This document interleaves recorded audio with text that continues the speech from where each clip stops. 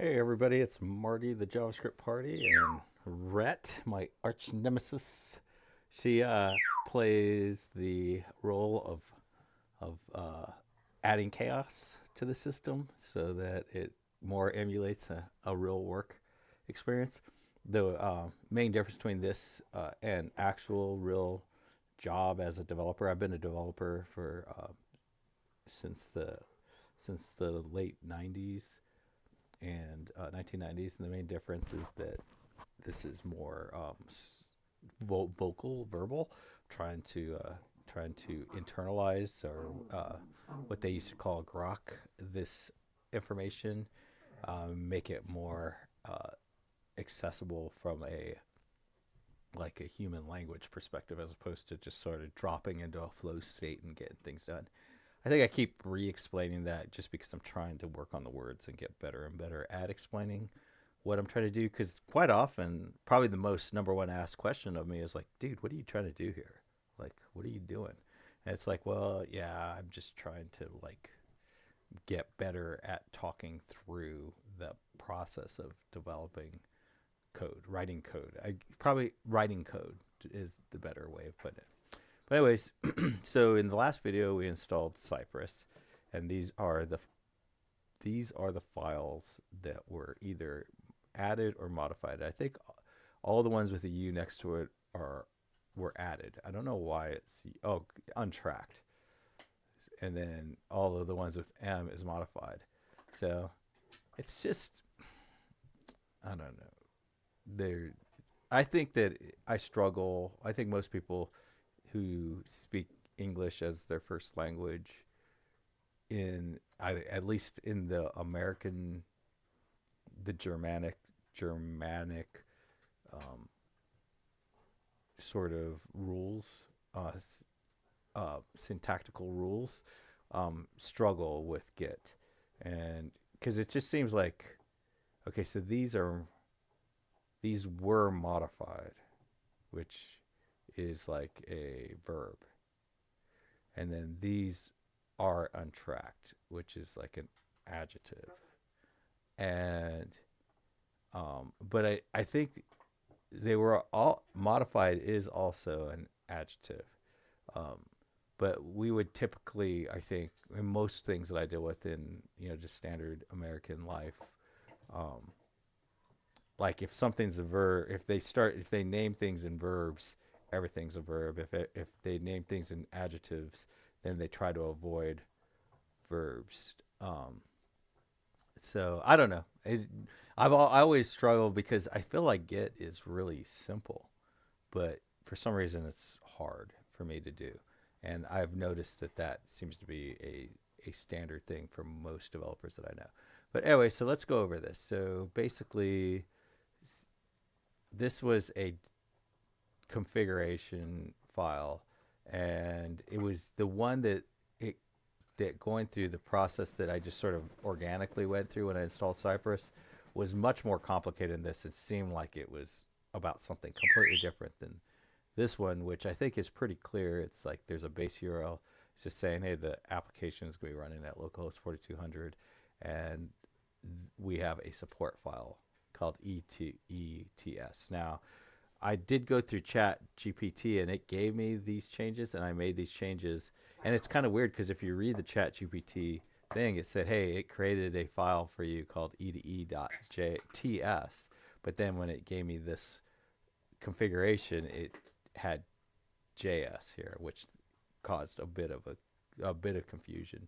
Um, and then it was like your typical, like the error was as clear as day once you understood what it was, but for some strange reason, it didn't effectively communicate what its problem was um, when I initially read it. But then after I knew what the problem was, it was like, oh yeah, no, that's exactly what it is, which I think is like one of the things that's really hard when you're writing errors is to write errors that are going to make sense before people understand what the error is.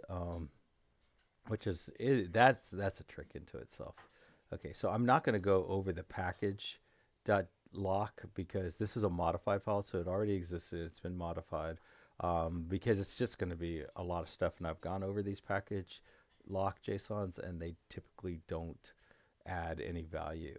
Um, it's just basically like all there's probably literally hundreds of packages of npm libraries that were used, and over time, over days and weeks and all that, they all start getting modified in slight ways, and their versions get tweaked. And they might go from 1.1.1 to 1.1.11 or something like that. And so I might have a slightly different one, but you can commit this. Or when you work in most places, they don't want you to commit the package lock.json.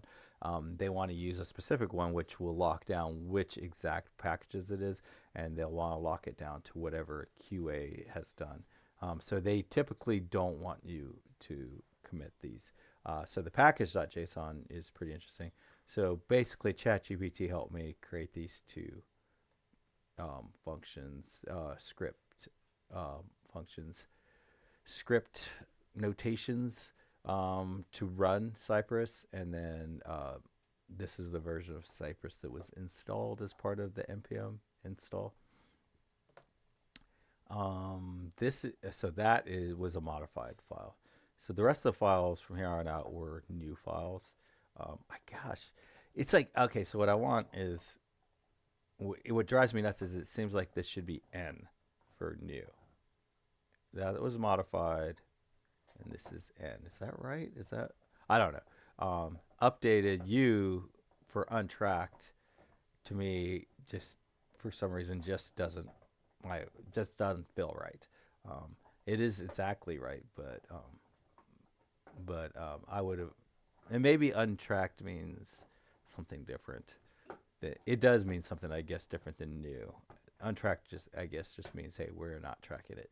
But anyways, yeah, it's good to talk through these sorts of things. But so this was a brand new file, and basically all it does is load the main page and go to space and time.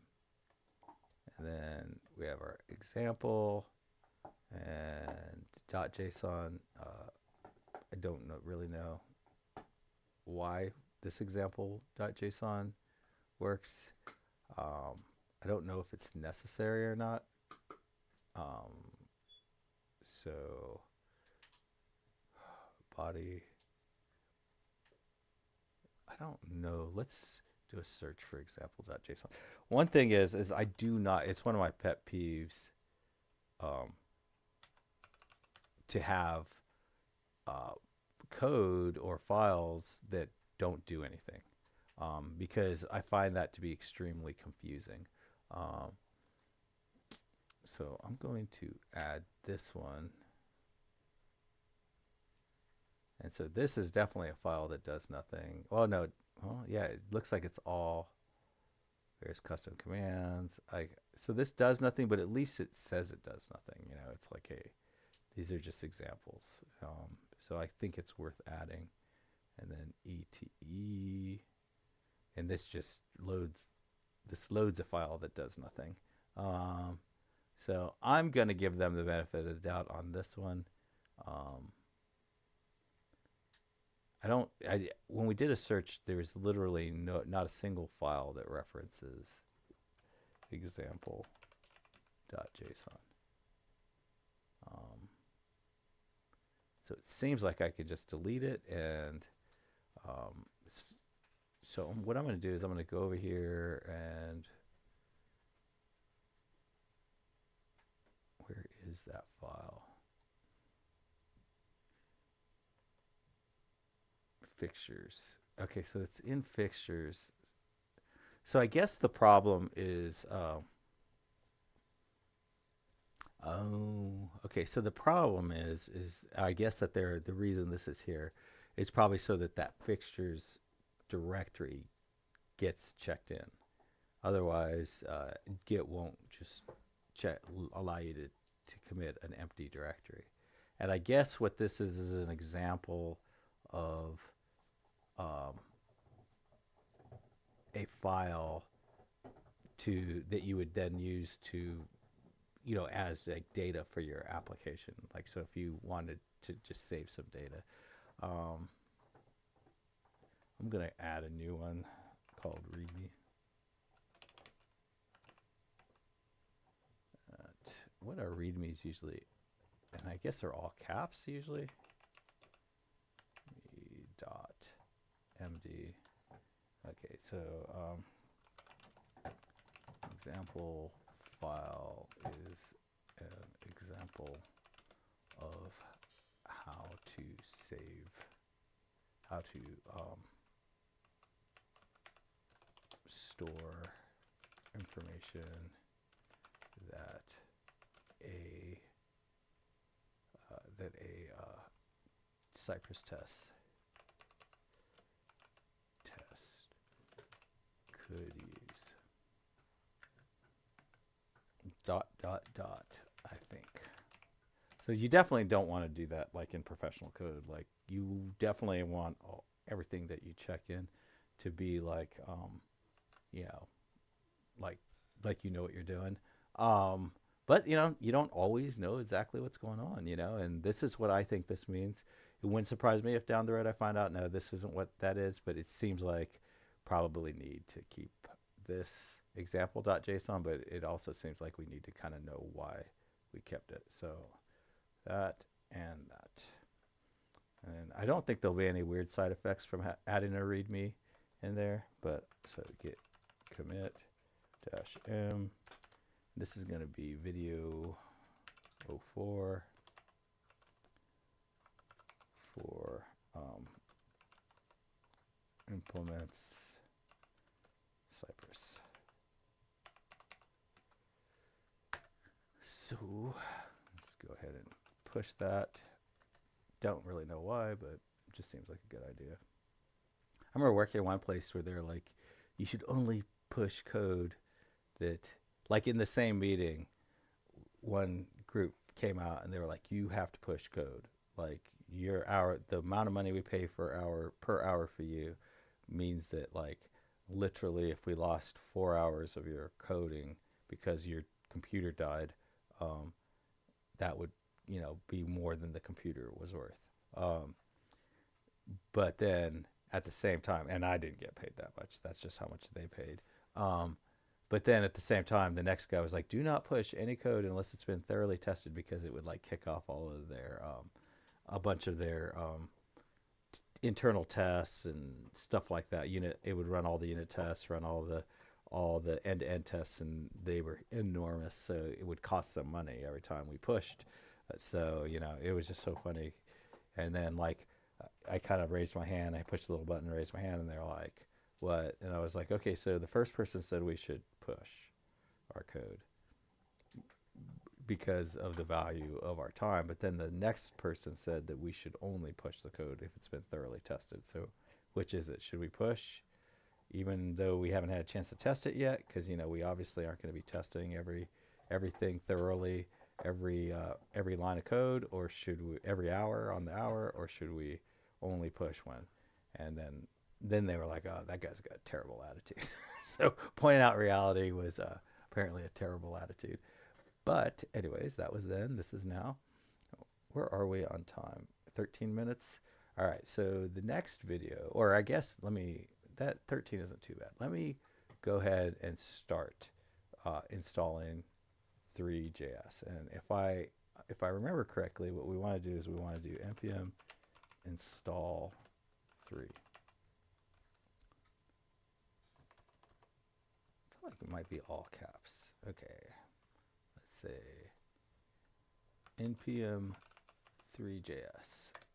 We'll go to the official. Okay. Usually, yeah, npm. Okay, lowercase. Install 3. And so what we'll see is we'll see our package, and I didn't install this as a dev dependency. Maybe I should have. I don't really truly understand what the implications of not installing something as a dev dependency. Like, not really. Like, I think that, and maybe it is an implication that Angular as an organization, as a platform, has mitigated, you know, because they only pull in stuff, or maybe this causes the actual distribution to be a lot bigger. I mean, we're it would be kind of it would have been kind of interesting to like do like a distribute, like npm build and see what the size of things are, and then see if after adding the dependency if it got bigger.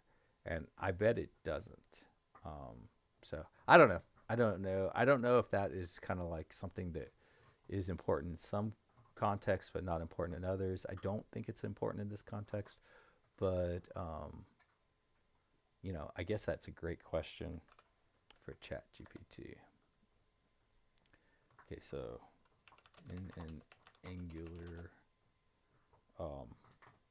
application, what are the implications of installing ThreeJS as a dependency versus a dev dependency? Question mark.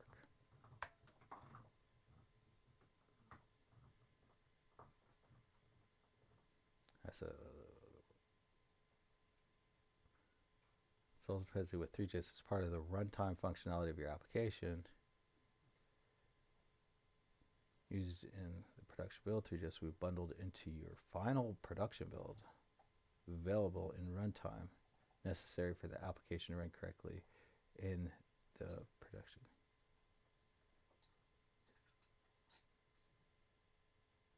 Only used during development. Okay, creating mockup. Oh man, that is good. That is very good to understand. Implication not included in the practices. Won't be available at runtime.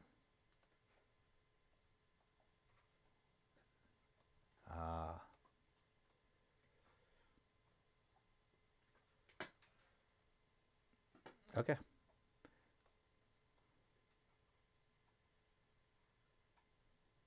Not bundled even when it's okay. So for us, it doesn't actually make a difference because it is modular, and the build process will only pull in what it needs from ThreeJS. So there's absolutely no benefit to installing it as a dev dependency.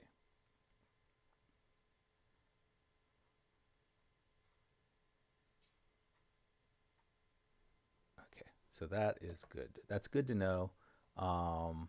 Let's see. Now we're at 18 minutes, so I think this is a good time to go. I would have, like, in my mind, I had it mentally that I was going to install ThreeJS and then use it, like basically do the little spinning this code, port this code into TypeScript, and just make it work. But I do think it was worth stopping. Well, it was worth kind of going over the Cypress stuff and just sort of just double checking that everything, not just blindly committing everything, but double checking that we need everything, and then kind of trying to understand sort of what the implications. Now, it would be very curious to, so if I made it a dev dependency when I if I used ThreeJS as part of, like to create things and all that, if it would still, I guess it would still bundle the pieces that it would need, like the application would still work. So I actually don't think there is any practical, well, the main practical, I guess, thing is, well, yeah, I don't think there is actually a practical. The more I think about like what these words say, because it's saying straight, like it's saying, hey, it'll bundle bundle ThreeJS into your final production build. But then down here it says, no, it won't, because it's going to use tree shaking to only take the pieces that are necessary. So I do think, so because of tree shaking, if I don't use 3JS in my code, but I add it as a dependency, will Angular still bundle 3JS in the final code? And this is actually pretty important to know, actually, now that I think about it, because you might have like some other code. Okay, so yeah, so unusual. Okay, so yeah, so basically, like if you look in your index file, index.html file, not exactly sure where that is. Yeah, if you look in here, like you might do some other code or something that uses, you might add another script that does use 3JS. You're not going to get that in your bundle, in your Angular bundle. So if unless you used the 3JS the in Angular itself, and the problem is it probably won't expose it to the Windows object. So there you go. And then I want to, this has been bugging me, space and time. So anyways, yeah, so we have started the 3JS thing. I'm going to add that as a separate commit. Git commit -m, and this is also video 03. So this is going to be video 4. 004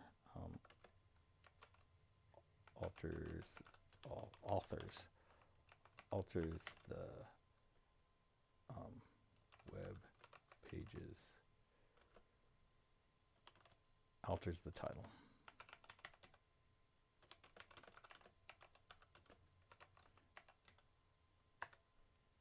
And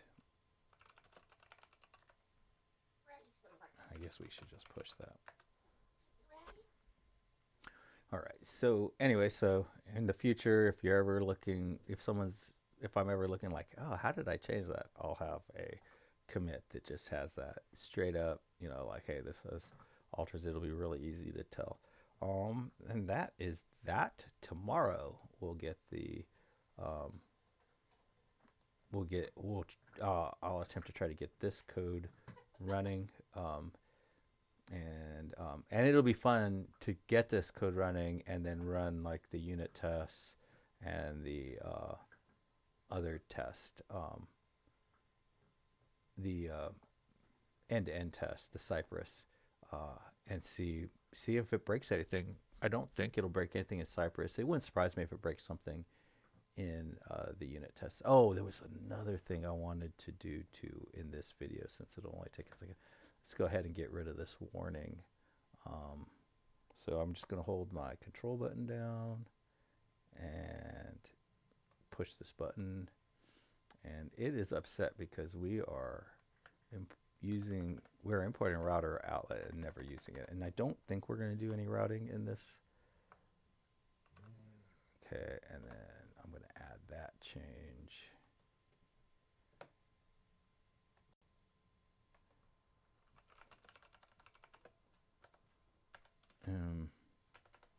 I guess I should have just did an up button because it's the same video. Addresses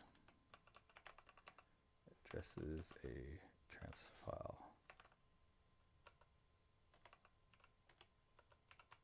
Warning.